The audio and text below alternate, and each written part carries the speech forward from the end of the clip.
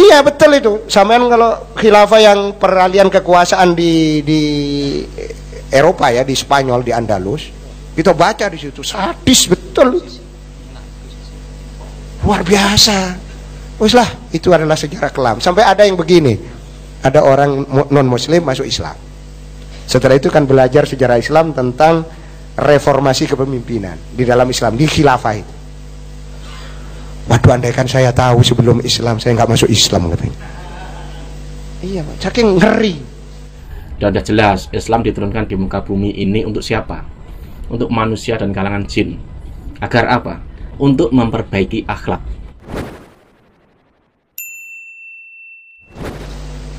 Makasih. Setiap konsep yang itu kalau bersifat politik, ada konsep yang memang relatif lebih siap semuanya, sistemnya sudah siap, tetapi ada konsep yang belum siap tapi berjalan ketika suatu negara itu berdiri. Jadi pelan-pelan. Dalam konteks Hizbut Tahrir sebetulnya nggak jelas juga. Jadi yang jelas itu hanya khilafah dan lintas negara. Nanti tidak ada paspor. Paspor itu hanya berlaku bagi non muslim. Warga negara menjadi dua, warga negara muslim dan non muslim. Nanti begitu. Kalau itu diterapkan, saya kira tidak diterima oleh sistem internasional. Jadi kita ini kalau sekarang konteksnya dengan dulu itu berbeda. Kalau dulu orang tidak ada organisasi internasional yang mengawasi. Sekarang kalau orang mendirikan khilafah, misalnya ya khilafah ini mau didirikan, apakah akan bisa menghancurkan atau bisa abai terhadap organisasi internasional seperti PBB? Itu saya kira dalam waktu panjang itu masih belum jelas, tapi prediksi saya fata morgana untuk bisa mencapai itu. Kalau itu yang dijadikan dasar adalah khilafah yang pernah ada, itu pun kalau dalam konteks modern sulit bisa diterapkan, diwujudkan, karena setiap wilayah sudah mempunyai pemimpin-pemimpinnya sendiri.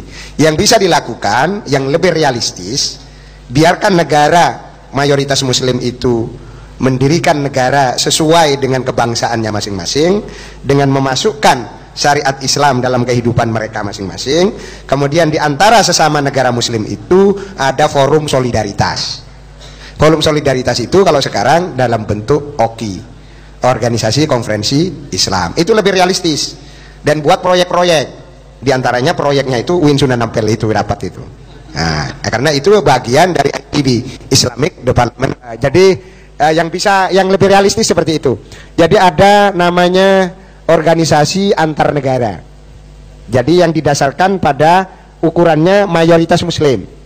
Tetapi kalau misalnya mayoritas tetapi memimpinnya non muslim, seperti kasus Libanon, presiden di Libanon itu menurut undang-undang mereka itu adalah presidennya itu harus dari kaum Kristen Maronit, undang-undang mereka. Sedangkan yang di bawahnya Perdana Menteri Islam Ahlus Sunnah, kemudian ketua parlemen itu harus Syiah. Itu undang-undang mereka. Nah, itu apakah masuk dalam OKI? Masuk, walaupun Kristen. Karena mayoritas penduduknya adalah muslim. Tapi nek nang Mekah kau boleh masuk Mekah menurut saya. Tapi tetap mereka proyek-proyek besar mereka ikut terlibat, dalam hal-hal politik juga terlibat. Kemudian nanti ada koalisi ketika suara di Perserikatan Bangsa-Bangsa. Kita yang berpikir yang realistis, bukan yang ngawang-ngawang. Jadi HTI itu HT lah, bukan Haritano ya, HT Hizbut Tahrir itu adalah ngawang, karena gerakan Islam yang paling gagal di dunia itu HT. Apa kita itu mau mengulangi kegagalan? Tidak ada yang berhasil di seluruh dunia ini. Di Yordania dia ingin melakukan kudeta pada tahun 74 dan sebagian tokohnya ada yang dihukum mati. Itu di Yordania. Di Mesir juga melakukan seperti itu. Lah orang gagal kok ditiru ya? Niru yang sukses lah, masuk niru yang gagal-gagal. Ini sudah gagal dan tidak ada di dunia itu Hizbut Tahrir itu berhasil. Bisa hidup itu di Indonesia. Kok nggak terima kasih pada Indonesia itu? Tidak ada di dunia ini. Jadi saya sudah keliling ke berbagai negara, itu tidak ada. HTI itu pernah ketika zaman Mursi di Mesir itu hidup, saya lihat pamflet-pamflet karena saya 1 bulan di sana.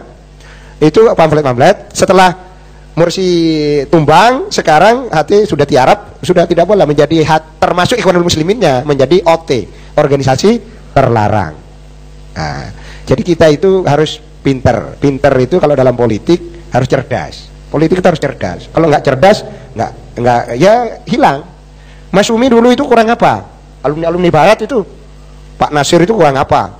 Hebat, tapi dilarang oleh Soekarno, iya kan? NU itu pinter Pak. Jadi walaupun sarungan tapi pinter. Buktinya apa? Nggak dibubarkan. Karena ketika Soekarno mengatakan Nasakom, bukan nasibnya 0, bukan ya. Jadi itu Nasakom, NU ikut, tetapi di bawah NU berjuang melalui Bansar dan Ansornya itu. Jadi kita itu harus cerdas dalam politik. Ini HTI ini uangnya pinter-pinter orang kampus, kok gak pinter ya? Ya enggak, ini kalau politik itu harus begitu. Ya, bermain, artinya namanya siasat.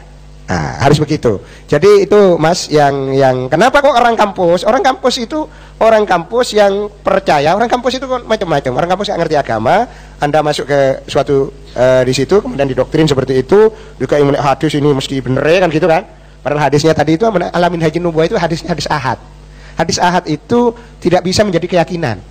Tidak bisa menjadi, kalau dalam ilmu hadis ya, itu tidak bisa menjadi tauhid. Jadi kita percaya ada minhaj nubuwah nanti atau tidak, itu tidak membatalkan Anda jadi Islam. Nah, itulah yang penting. Nah, itu sudah diulas oleh siapa namanya?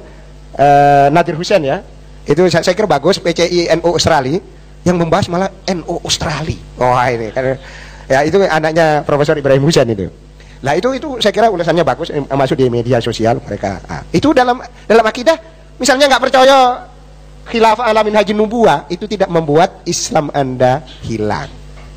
Kenapa? Karena hadisnya hadis ahad. Jadi kalau hadis sahih itu kan masalah kepercayaan. Jadi tidak bisa menggunakan hadis itu. Jadi konsepnya tidak jelas. Berikutnya kedua, negara kita lemah. Bukan sebetulnya menurut saya kesalahan pertama itu, saya mulai debat tahun sekian itu dulu itu terdaftarnya di Kementerian Dalam Negeri. Saya dengar kemarin katanya terdaftar di Kemenkumham. Ketika Kemenkumham itu diberi harus mencantumkan Pancasila, memang pintar mereka mencantumkan Pancasila. Salahnya itu di dalam Pancasila, dalam ADART-nya itu, tapi di luar keluar anti Pancasila. Lah ini kan direkam oleh pemerintah. Di Indonesia itu karena berdasarkan Undang-Undang Dasar bahwa ada kebebasan berserikat, kebebasan berpendapat. Ini bagian dari kebebasan berpendapat. Maka Indonesia karena Undang-Undang Dasar 45-nya seperti itu, jadi langkah-langkah hukum. Nah, itu sekaligus akan menjawab yang pertanyaan berikutnya. Jadi lemahnya itu, kesalahannya itu tidak, pengawasannya itu kurang. Atau sebetulnya saya dulu punya data saya, dan itu saya kira intelijen tahu itu. Karena saya sebagian juga ngambil dari intelijen. Nah, itu sudah jelas HT itu merongrong NKRI dan ingin mendirikan negara yang berbeda dengan kita. Tapi kan ketika itu hanya wacana dalam Undang-Undang Dasar kita, itu tidak boleh. Tidak boleh terus kita berangus, kita bubarkan. Kalau sudah dikeluarkan badan hukum, itu tidak boleh. Sama dengan Ahmadiyah segala macam. Kan Ahmadiyah nggak dibubarkan sampai hari ini, walaupun keluar seperti itu. Nah, sekarang pemerintah mengikuti prosedur, tidak Menko Polhukam, tetapi adalah sesuai dengan undang-undang adalah Menkumham. Menkumham itu yang memberi peringatan sampai sekian, waktunya sudah ditentukan, sampai akhir dia tidak bisa, ya itu dibubarkan. Itu. Maka menurut saya kita jangan, menurut saya bukan bagaimana itu tidak berdiri lagi. HTI itu bagaimanapun adalah saudara kita. Tapi yang perlu kita lakukan adalah bagaimana mengajak teman-teman HTI itu bergabung dengan kita. Nah, itu yang harus dilakukan. Jadi mereka kan sama. Asyhadu an la ilaha illallah, sama dengan kita. Bedanya itu kan karena proyek khilafah saja. Kalau seperti Gus Rofiq kan selesai, khilafahnya hilang, ya tapi mana? Selesai kan? Jadi nggak susah. Cari proyek lain aja. Cari proyek lain lah, jangan proyek khilafah. Ya paling tidak proyek pembangunan NU, wah gitu. Bagaimana NU ke depan, kayak proyek ya gitu. Ya menerbitkan buku misalnya. Ya kita jangan dianggap santai-santai aja lah. Menurut saya kita ini bukan darurat kalau mau perang itu enggak. Jadi bagaimana menyadarkan, tazkif itu harus kita ambil alih. Jadi intelektualisasi bagi mereka, kita diskusi, kita ambil alih, kita diskusi sama mereka. Khilafah ini gak ono mbae. Yakin lek gak ono mbae gak iso sukses. Ya, kan mbae itu pusatnya di mana? Nggak ada. Memang HT itu undercover. Undercover itu di Jordania undercover. Makanya di sini saya kan pertanyaan saya ketika dalam debat itu, sebetulnya pemimpin Anda di Indonesia itu siapa? Kalau saya tahu sih, kan dirahasiakan itu. Karena kenapa? Kalau itu terjadi seperti sekarang, maka mereka rahasiakan. Kalau seperti itu sekarang dibubarkan, pemimpinnya diambil. Maka mereka menggunakan, itu cerdasnya mereka begitu, menggunakan istilah jubir. Jubir itu bukan pemimpin itu, bukan pemimpin tertinggi. Hanya dia ngomong aja. Yang pemimpin betulnya dia diam, ditutupi supaya mereka tidak ditangkap. Karena bertentangan dengan ideologi negara. Di seluruh dunia seperti itu. Sebetulnya kalau sekarang itu pemimpin dunianya ada di Yordania, namanya Abu Rusta, ada di Yordania, tapi dibolak-balik ke Inggris, tapi dia tetap tidak mengaku bahwa dia itu ketua Hizbut Tahrir, nggak ngaku. Sama dengan di Indonesia. Di Indonesia itu orang Bogor, itu anaknya Kiai Abdullah bin Nuh. Nah, kalau tahu, kalau saya tahu saya. Jadi maksudnya konconnya intelijen, tapi bukan intelijennya pemerintah, ya intelijen khilafah. Nah, ya itu anaknya Kiai Abdullah bin Nuh, orang NU loh itu. Abdullah bin Nuh itu adalah yang mengarang kamus itu. Itu punya anak di pesantren, namanya pakai nama saya, Pesantren Al Ghazali. Nah, di sana di Bogor. Ya itu tokohnya. Nah, jadi pemerintah itu karena berdasarkan Undang-Undang 45, maka itu diperkenankan karena dia mencantumkan Pancasila sebagai asas. Nah, itu karena sekarang kenapa sekarang mau dibubarkan? Karena antara yang dicantumkan sama proyek yang dilakukan di tengah masyarakat bertentangan. Nah, maka dia harus dibubarkan, tapi melalui proses hukum. Saya kira itu. Berikutnya apa lagi? Cukup ya? Ya, yang terpenting sekarang kalau menghadapi yang sebentar ke depan itu, di beberapa negara setelah dibubarkan, mereka memang keras Pak, di Malaysia itu keras. Tidak bisa muncul aja ambil lah. Kalau di sini kan enggak. Kenapa? Di sini ini negara yang demokratis. Saya kira nanti kalau ini mudah-mudahan tidak gagal ya. Di Indonesia kalau berhasil demokrasinya, pilkadanya seperti itu bagus, tidak ada kekerasan, walaupun kerasnya di media sosial, tapi tidak ada terjadi apa-apa, maka Indonesia adalah negara nomor 1 dalam menerapkan demokrasi, berarti demokrasi tidak bertentangan dengan Islam. Nah, itu yang harus yang harus kita apresiasi. Tapi kita ini sebetulnya memang negara yang bagus, dan kita latihan kan baru. Latihan demokrasi kan baru berumur 19 tahun. Dulu sudah latihan tapi dicegat. Ada demokrasi terpimpin, ada demokrasi liberal, segala macam itu. Kemudian dicegat lagi. Nah, baru sekarang latihan. Saya kira nanti kalau ini sukses terus, maka Indonesia sebagai negara demokrasi akan lebih hebat dari Amerika Serikat. Saya kira itu yang ke depan yang perlu, dan semua sekarang itu sudah menoleh ke Indonesia. Karena orang Islam walaupun terjadi istighosah politik itu yang di Jakarta itu, tetapi kan damai, tidak apa-apa. Jadi itu yang barangkali, tapi harus hati-hati kalau istighosah kumpul jumlah orang seperti itu berulang 5 menit saja negara ini runtuh. Jadi misalnya kemarin itu orang segitu itu ngepung DPR meminta supaya sidang istimewa, ya runtuh negara ini. Makanya semua komponen, kepolisian, angkatan bersenjata, kalau bersatu, negara tidak boleh kalah dengan aksi jalanan, maka demokrasi ini bisa dijaga. Pemerintahan tetap, kalau mau ganti pemerintahan, tidak dengan pertumpahan darah, tetapi dengan mekanisme pemilihan umum, dengan secara damai. Ini nggak ada dalam khilafah itu. Khilafah itu kalau ganti ya langsung darah itu. Coba kita lihat, saya tulis itu. Coba dari Umayyah ke Abbasiyah. Wong wis mati kalau dibongkar kuburannya, dibakar. Orang-orang yang si urip, anak cilik-cilik itu kejar-kejar pateni kabeh. Itu khilafah kayak gitu. Masa itu kita tiru? Iya betul itu. Sampean kalau khilafah yang peralihan kekuasaan di Eropa ya, di Spanyol, di Andalus, kita baca di situ sadis betul. luar biasa.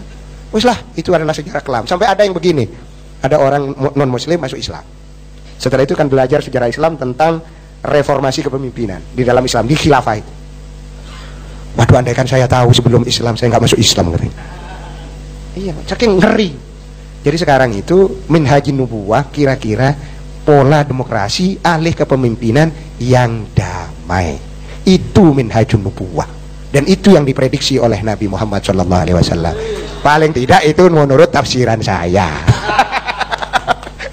Saya kira itu yang, jadi kita terus harus kritis, NU harus kritis menjaga negara ini tetap dalam polanya Undang-Undang Dasar 45 dan Pancasila yang berdasarkan ketuhanan yang Maha Esa itu.